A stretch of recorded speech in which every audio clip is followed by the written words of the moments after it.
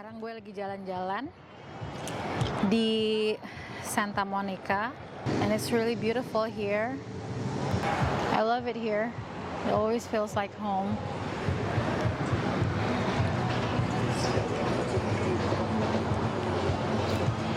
Ini adalah video Never This Naked episode 2. Dan dalam video ini gue mau cerita gimana perjalanan gue dari landing di LA sampai sekarang, healing journey gue seperti apa.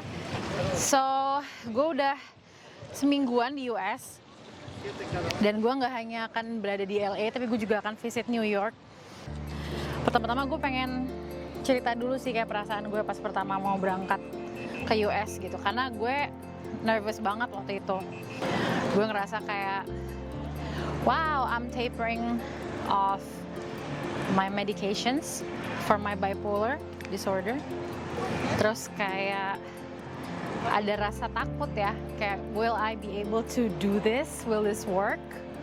Pas kayak beberapa hari sebelum flight, gue tuh banyak banget release my fears, my sadness, my feelings yang sebelumnya kayak mendek di dalam gitulah. Karena ya gue minum obat antidepresan gitu loh, antipsychotic, itu kan obat-obatan memang untuk bipolar disorder, ada sleeping pill juga.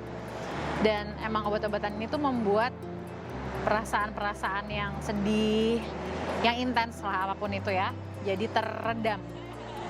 But sekarang gue udah decide, like in the first video of Never This Naked, the first episode, gue udah cerita kalau gue udah mutusin untuk stop the medications. Gue mau pelan-pelan ya, nggak yang langsung zero gitu, kayak besok gue langsung stop semuanya gitu. Jadi kalau misalnya emang, by the way ini disclaimer ya, cerita apapun yang gue share itu kalau misalnya lo menjadikan itu sebagai pedoman itu nggak boleh banget, karena and if you have like mental illness diagnosis, whatever that is, atau bipolar, terus lo ngeliat journey gue coba stop obat-obatan, terus lo coba mau ikut-ikutan menurunkan dosis, lo harus consult sama psikiater lo.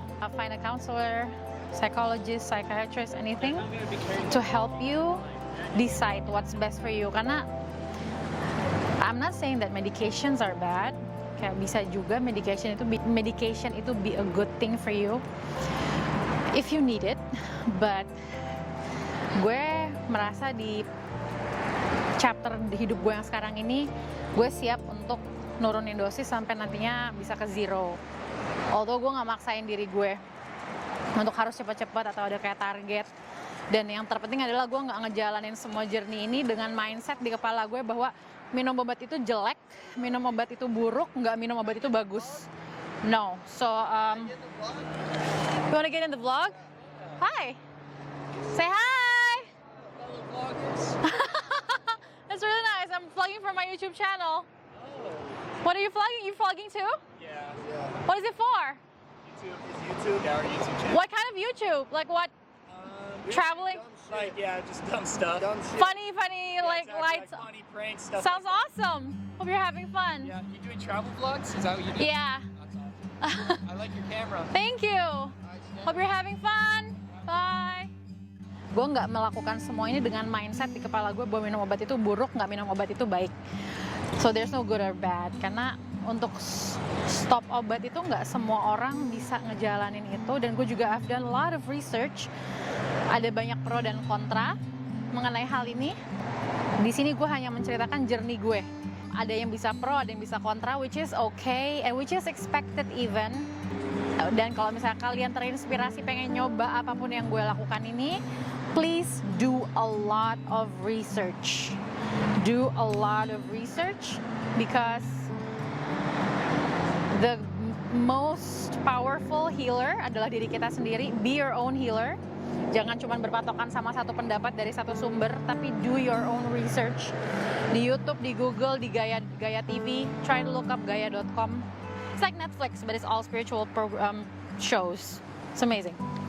Gaya.com, Gaya TV atau Gaya app. Anyway, di Jakarta, gue jalan dari rumah ke rumahnya Sienna, rumahnya Ben. gue mau pamitan sama Sienna, dan abis dari rumah Sienna gue akan ke airport. Dan selama perjalanan itu gue kayak nervous, takut. I don't know, I'm just filled with doubt. Terus kayak banyak ketakutan juga nanti kalau misalnya di US, kan kayak gue jalan sendiri nih, gue trip ini sendirian. Yeah, I'm gonna have friends visiting and stuff. Hai, kita lagi di Venice Beach. Not just me, myself, but... Ta-da! Hai sayang! Hi, David! Wow! Are you guys from here? No! Oh, okay. Far away. And you From far away. Yeah. We're from Indonesia. It's like 24-hour flight. Yeah. Welcome to California. This is It's all for you. the best.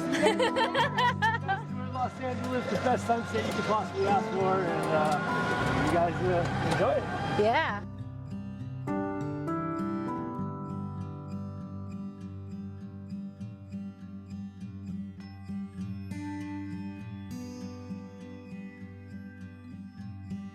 Hi! We're in a gondola with Brandon right here in the... Yes, hi! So much fun. Yes. Okay. Yeah. Most of the time I'm gonna be by myself. Terus udah gitu, ya gue kayak tahu bahwa ini adalah the mark, tandanya dalam hidup gue for me to enter a new chapter, dimana gue akan start to heal and feel more. Mungkin orang-orang kayak tahu gitu gue punya bipolar, tapi banyak banget yang ngomong sama gue kayak, lo tuh nggak kelihatan kayak orang punya bipolar gitu loh, you look fine. It looks like I can keep myself together almost all the time. Itu karena satu, of course my meds. Yang kedua karena gue mau udah terbiasa dari kecil berada dalam lokasi syuting yang gue di pressure harus selalu kelihatan baik-baik aja supaya everything can work out fine. Syuting bisa jalan, sinetron bisa tayang, dan I don't make any mess at work. Dan gue jadi kayak ketika nurunin dosis ini, gue ada rasa takut karena gue mulai banyak ngerasain feelings yang gue nggak nyangka masih ada dalam diri gue gitu, kayak about my dad yang gue cerita di Never This Naked episode 1. Pas di jalan ke rumah Sienna, gue nervous, gue ketemu dia, I was fine, I was having fun, she was happy to see me, she said she's gonna miss me, blah blah blah, it was great. Tapi di jalan ke airport dari rumah Sienna, itu gue takut lagi gitu. Tapi gue berserah, gue bahkan bikin tulisan gitu. Sebagian diri gue seperti nggak tahu apa ini yang gue lakukan, tapi menyerahkan segalanya pada Yang Maha Besar.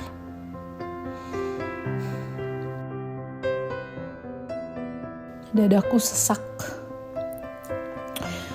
siap untuk masuk ke lubang gelap di bawah tanah yang gak kelihatan ujungnya. Lagi-lagi aku berpikir, entah ini efek menurunkan dosis obat-obatan untuk bipolar disorder.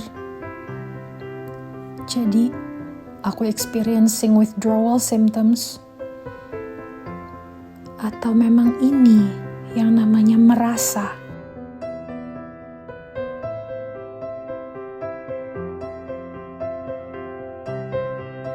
Dunia mengajarkanku bahwa menyambut rasa takut itu buruk rupa. Seakan-akan menangis, marah, dan merasa takut adalah kelakuan yang tidak terpuji. Terus, jadi untuk memendam semua itu dengan obat penenang, overeating, becoming a workaholic, itu terpuji.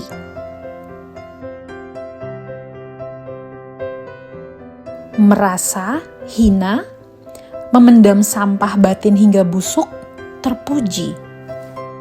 Apakah itu yang mau aku ajarkan ke anak-anakku? Generasi setelahku, saudara-saudaraku? Tidak, aku akan hidupi rasaku dan merasa cukup dan terpenuhi dalam kesementaraan setiap rasa. bahagia dan hancur, kuat dan remuk, semuanya.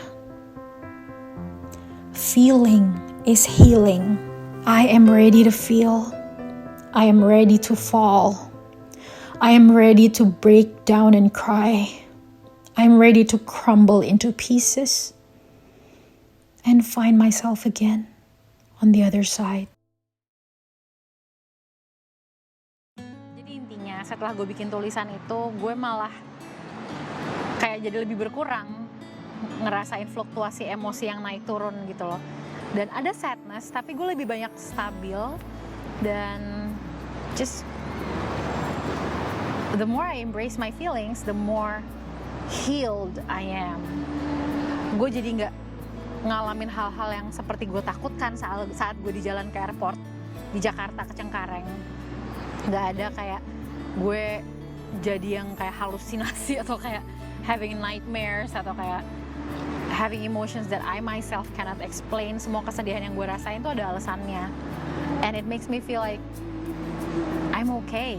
I'm normal, I'm a human, I'm allowed to feel my feelings, and that is healing.